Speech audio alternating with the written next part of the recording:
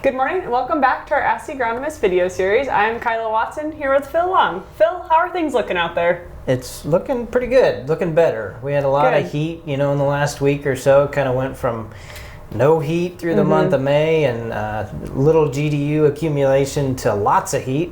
Right. And now kind of tempering back out, I guess, if you will. But it's helping things move. The crops are really progressing and starting to finally green up and get through those tough early stages. So things are looking better for the crops that were early planted that kind of struggled through the month of May. Right. A lot of lush views out there in the countryside right now, aren't there? It's, we're in the last few weeks probably where we'll see, rows. Eventually they're going to close the rows and we'll be growing fast and tall. Absolutely. So. It's a beautiful time of year. Yep. All right, well today we're actually not even going to be talking about corn, we're going to be talking about soybeans, but more so the sulfur use, or I guess benefit of sulfur in soybeans. Yeah, so a topic that's not discussed a lot, but one that should be. We always talk about challenges in soybeans and why it's such a challenge to get higher yields in soybeans, and I always like to talk about, soybeans will never have the yield that corn does, but there's a good reason for that.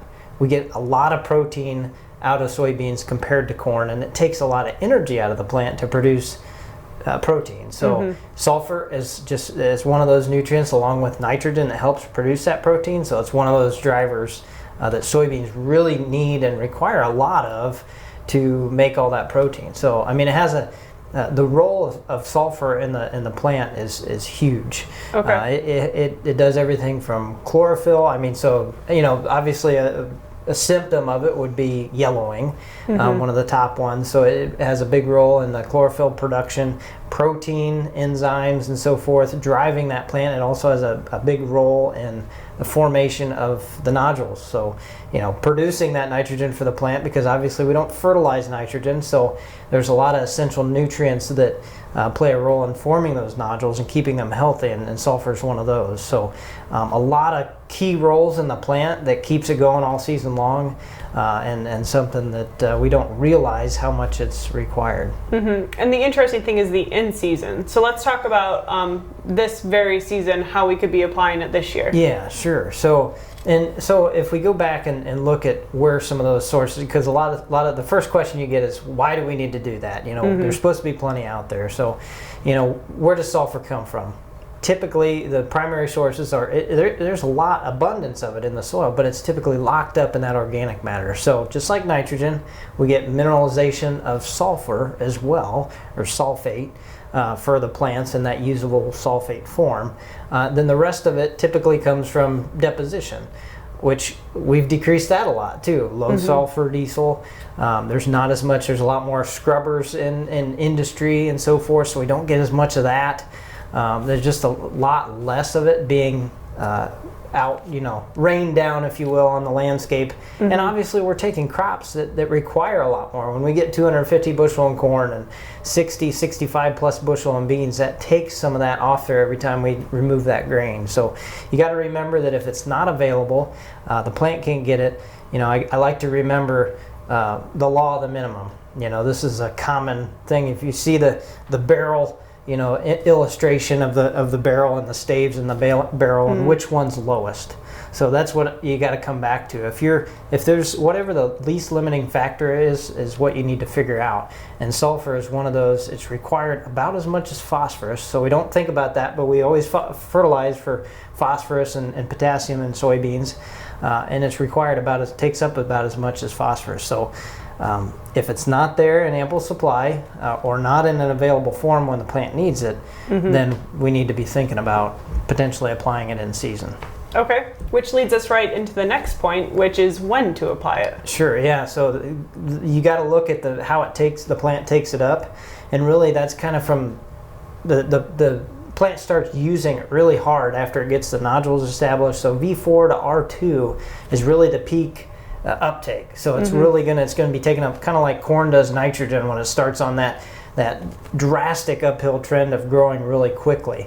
So soybeans are going to be taken up through kind of that V4 to R2 time frame. So you want to put it down when the plant's going to have that. So you could do it at plant, or you could do it in season so that it's there around that flowering time frame.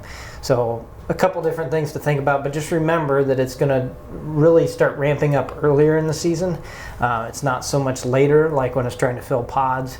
It kind of requires it as it's coming up to pod fill. Okay, very good. And what are the available forms of this?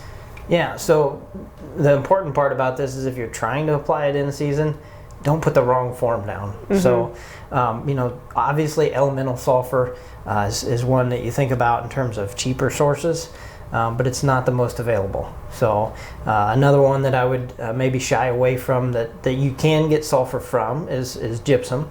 A lot of farmers use that as well, but these are ones that I would put down before. Okay. Sulfur is mobile in the soil, so you got to remember that. It's about half as mobile as nitrate. So it's going to still leach and move in the soil. So putting it down early spring, gives you an opportunity to still have some of that available to the crop. But if you want to put it down in season, I would consider things like AMS, ammonium sulfate.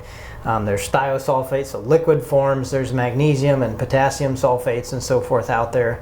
All are really good, highly available sources. So, they'll be more available to the crop in 30 days compared to 3 to 6 months. So you need something that's more available, easily converted to that sulfate form that the plant's going to take up when it needs it. If it's not there, if it's not in an available form, if you put it out there as elemental sulfur and it can't be converted that quickly, then you missed your opportunity. So putting it down in an available form as the crop's needing it, leading into that, like I talked about, that time of peak uptake is a good idea. So, really we're not too late. I'd say early vegetative stages, so planting to V4 time frame is a good time to put it down to try some out on soybeans to see that increase. There's been a lot of research done the last several years. This seems to be a topic of increasing interest just because, like I said, there's less deposition from the atmosphere. A lot of reasons that we don't get as much on the field naturally. So, and higher yields, obviously. We got to remember that as we're shooting for the moon, obviously we remove more too. So all those reasons kind of compound the fact that it might be important to think about what might be missing. Okay. And then just to wrap things up this morning, let's talk about the advantages of tissue tests. Sure, yeah, that's a good point.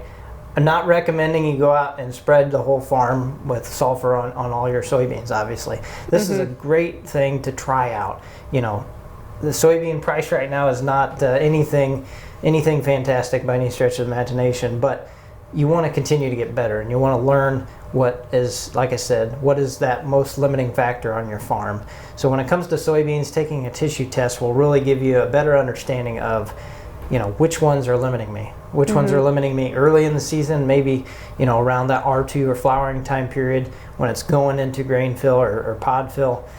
So those things are really important to understand. So I would still recommend taking a tissue test.